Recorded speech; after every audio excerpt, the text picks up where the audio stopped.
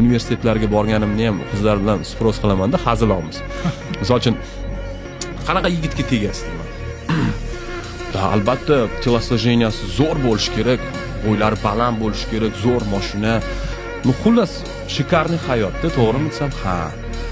Endi keling, shu yigitga qanaqa qiz yoqish to'g'risida ham birpas gaplashamizmi deylik. Meni yigit formatimga.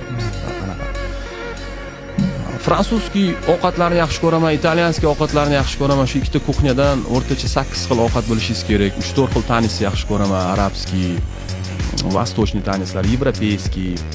Mayli, break dance ham ozgina qo'shib turing, zerikkamda o'ynab berasiz. Undan keyin yon tarafdan qaraganingizda Irina Sheykga, to'g'ridan qaraganingizda kimga biron bir chiroyli bir aktrisaga o'xshab turishingiz kerak. Bo'yingiz kamida 180 bo'lishi kerak. Sizda qaysi biri bor shularning? Anu qiz jim turadimi? Hech qaysi yo'qmi? Hozir shunda tushunishim bo'yicha siz bunaqa bolaga ham ega emassiz. Yoningizda turgan, sizni baxtli qilaman degan oddiy tipichniy o'zingizda o'zbek yigitiga ham ega emassiz. Tabriklayman, siz yolg'iz ekansiz.